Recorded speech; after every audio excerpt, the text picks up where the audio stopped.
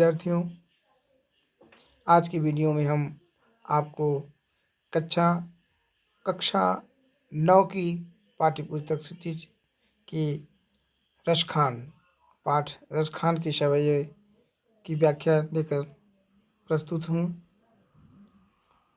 मैं आज जो है आपकी पाठ्यपुस्तक की जो 4 सवैये हैं, रसखान जी की सवैये हैं, उसकी व्याख्या करूँगा। देखिए, प्रथम जो है सवैया है कि मानुष हो तो वही रस खाने, बसो ब्रज गोकुल गाँव के ग्वारन। जो पशु हो तो कहा बस मेरो, चरो नित नंद की धेनु मझारन। पान हो तो वही गिरी को जो कियो हरि छत्र पुरंदर धारन। जो खग हो तो बसेरो करो मिली कालिंदी कुल कदम्ब की डारन।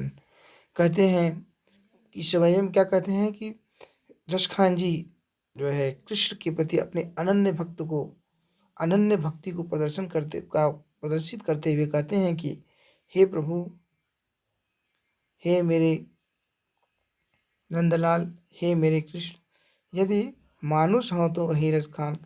आपका रसखान यह मांगता, आपसे यह इच्छा व्यक्त करता है कि यदि मानुष हो तो वही रसखान, बसों ब्रज गोकुल गाँव की का यदि मनुष्य के रूप में मुझे जन्म देना है तो ब्रज क्षेत्र में ही जन्म दीजिए, जहाँ मैं जो है वहाँ की गोकुल गांव के ग्वालों के बीच भी हमारा जन्म हो, या मेरा बसेरा कहाँ हो। मानुष हो तो वही स्थान, बसों ब्रज गोकुल गांव के कारण। मतलब यदि मनुष्य के रूप में हमें जो है निवास करना हो तो मैं जो है कहाँ निवास करूं, ब्रज के गोकुल गांव के ग्वालों के बीच ही निवास करूं।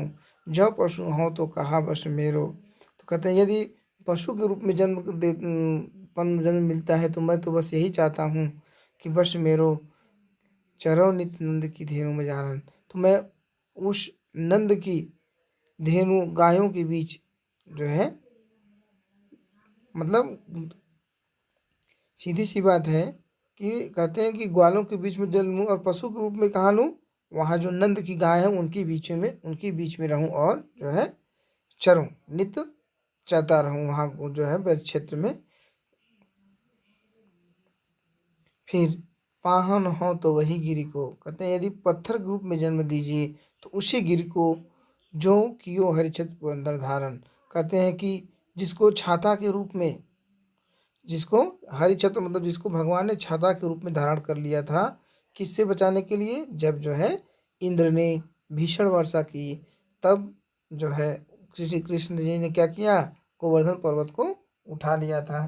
तो कहते हैं कि यदि पाहन के रूप में हमें जन्म देना है तो वही गोवर्धन पर्वत के रूप में जन्म दीजिए। जो खगो हो तो बसेरो करो मेरी कालिंदी कुल कदम्ब की डार।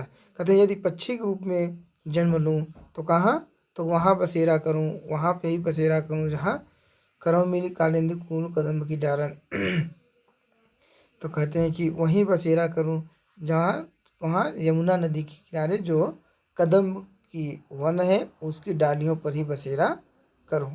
मतलब वहाँ जहाँ पर जो है श्री कृष्ण खेलते थे यमुना किनारे कदम की डालियों पर, वहाँ लोग खेलते थे। तो कहते हैं कि वहीं पे कहाँ, जो यमुना के किनारे जो है जो कदम की बाग है उसकी डालियों पर ही मैं बसेरा, पक्षी के रूप में बसेरा करूँ।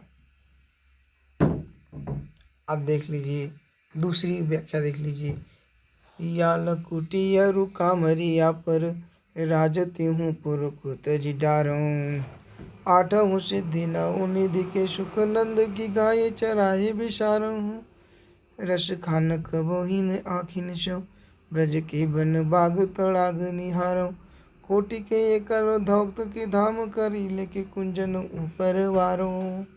या लकुटियरु कामरिया, लकुटी मतलब बेटा जो हाथ में लाठी, जो लाठी, और कामरिया, कांवरिया मतलब कंबल, जो दो जब को देते हैं आप लोग, जो ग्वाले लोग होते हैं गाय चराने जाते हैं तो लाठी लिए रहते हैं, कंधे पर कपड़ा कंबल लादे रहते हैं।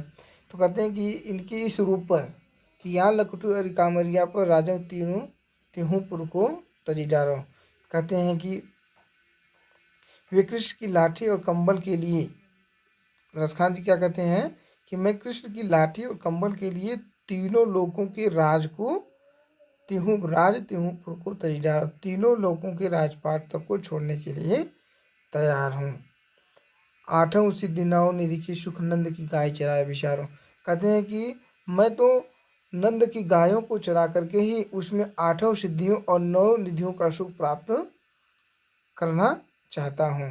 मतलब कि नंद की गायों को चराने से ही हमें आठों सिद्धि और नौ निधियों की सुख की प्राप्ति हो जाएगी। रस खान कबो इन आँखी सो ब्रज की वन बाग तड़ाग निहारो। तो रस खान इच्छा व्यक्त करते हुए कहते हैं कि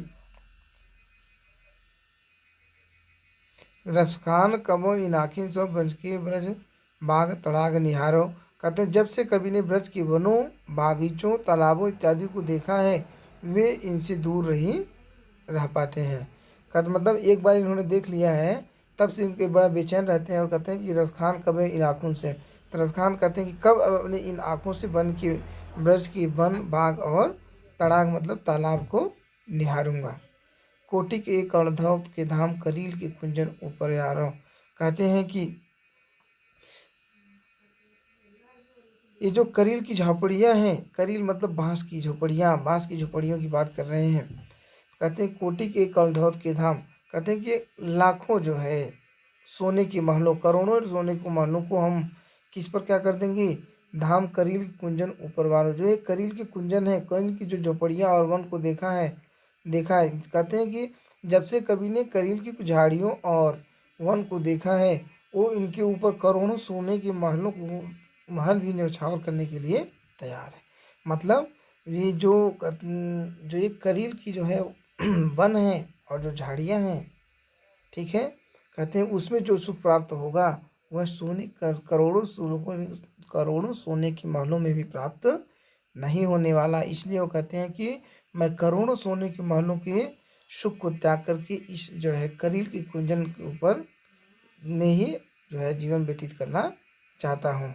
मतलब मैं करोड़ों सोने के महलों को त्याग करके इन करील के कुंजनों में ही जीवन व्यतीत करना सुखकर मानता हूँ। देखिए अब तीसरा है, इसमें देखिए क्या है ना कि एक सखी दूसरी सखी से श्री कृष्ण का रूप धारण करने के लिए कहती है।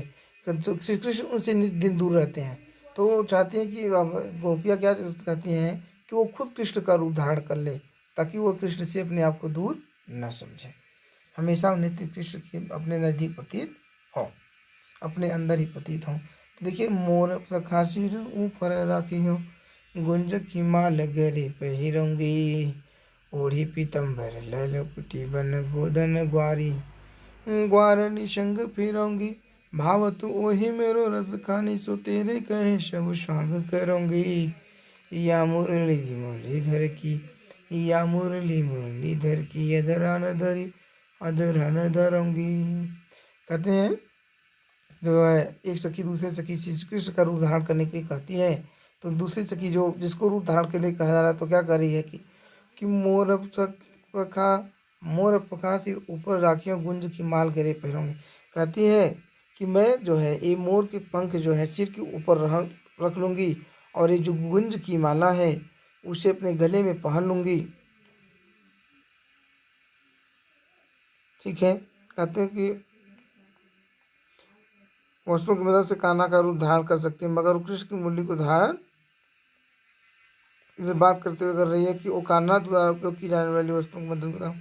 आप सीधा सीधा जानिए, कह रहे हैं कि एक सखी कहती है कि मैं सारी चीज़ें जो है श्री कृष्ण की गले, मतलब मोर पंखा सिर पे लगा लूँगी, गुंज की माला गले पहिरूंगी, ओढ़ी पीतम्बर लय लुकटी बन, और वो जो पीतम्बर है, पीला अंबर है, उसको भी ओढ़ लूँगी, और लकुटी लेकर वन गोधन ग्वारन संग फिरूंगी, और वन में लकुटी लेकर के वन में गायों के साथ ग्वारनी संग मतलब गोपियों के साथ फिरूंगी।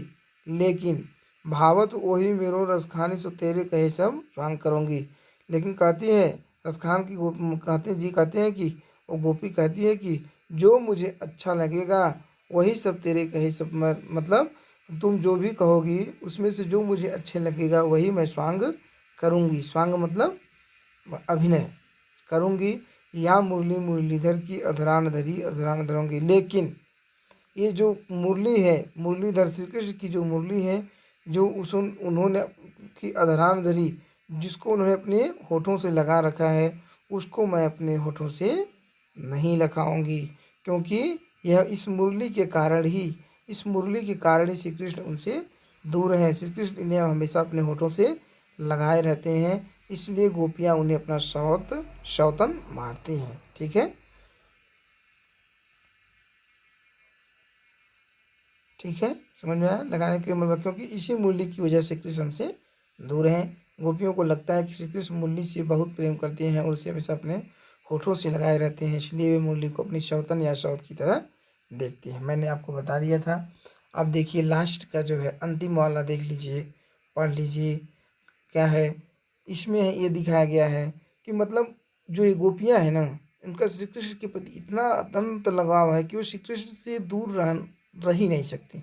और उसी में से एक चीज़ के दिखाया गया है कि ये मुरली की जो धुन है, मतलब गोपियाँ अपने आप को मुरली की धुन से, मतलब जो ही मुरली की धुन वो सुनती हैं, गोपियाँ अपने आप को अपने जो है संभाल नहीं पाती और वह कृष्ण से मिलने को आतुर हो जाती हैं।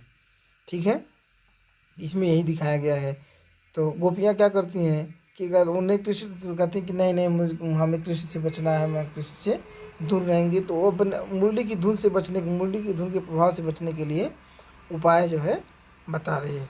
गोपियों को कृष्ण प्रेम का वर्णन किया, वो चाहकर भी कृष्ण को अपने दिलो दिमाग से निकाल नहीं सकती। वो निकालना चाहती हैं लेकिन निकाल नहीं सकती, इसलिए वह कह रही हैं कि जब कृष्ण अपनी मुरली बजाएंगे कि काननी दय अंगूरी रही, वो जब ही मुरली धुनि मंद बजे हैं, मोहनी तानन सुरस खानी अटाचड़ी कूदन गए हैं तो गए हैं, हटेरी कहो शिगरे ब्रज लोगन काली को कितनो समुझई हैं, मायरी वा मुख की मुस्कानी समार न जय है, न जय है, न जय है। कहते हैं कानन देख, मतलब कान मतलब कानों में, दय मतलब देकर, अंगूरी रही वो, कहते हैं कि मैं इस मूल्य की, हमें जो है कृष्ण से दूर रहना, हम कृष्ण से अपने आप को भूलना चाहते हैं। तो कहते हैं कि हम क्या करेंगे उसे भूलने के लिए, उसकी मुरली की धुन से जब बजाएगा मुरली, तो हम अपने कान में उंगली डाल करके बैठ जाएंगे, चाहे जितना ही मधुर वो जो है धुन बजाएगा। जब कृष्ण अपनी मुरली बजाएंगे तो इस से निकलने वाले मधुर ध्वनि को नहीं सुनेंगी। क्यों? अब जो है इसलिए जो है कहते कि वो सभी अपने कानों पर हाथ रख लेंगी।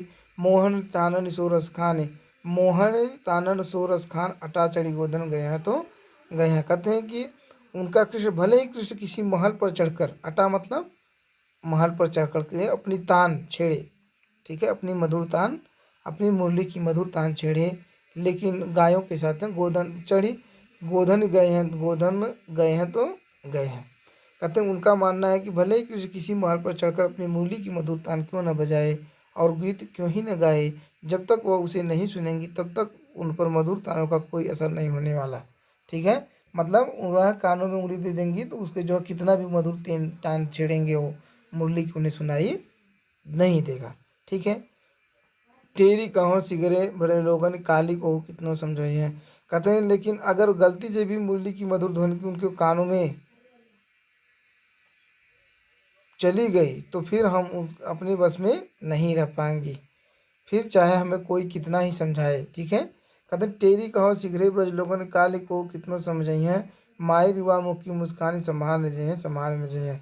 कहते हैं कि यदि माई रिवा मुख की मुस्कान, यदि हमने श्री कृष्ण की मुस्कुराते हुए चेहरे को देख लिया तो हमको कितना ही टेरी कहो सिगरे ब्रज लोगन, मतलब फिर हमें कितना ही कोई समझाए, कितना ही लोग समझाएं, ब्रज के लोग कितना ही समझाएं, हम जो है कोई कितना समझाइए, तेरी कहो सिगरे जो है ब्रज लोग हैं। तेरी मतलब बल देकर मैं कहती हूँ कि अगर उसकी मुख की मुस्कान हमने देख ली तो फिर हम जो है अपने आप को संभाल नहीं सकते, चाहे लोग कितना ही हमें समझाएं, हम कृष्ण से दूर नहीं जा सकते। गोपियों के अनुसार कृष्ण की मुस्कान इतनी प्यारी लगती है कि उसे देखकर कोई भी उनके वश में आए बिना नहीं रह सकता।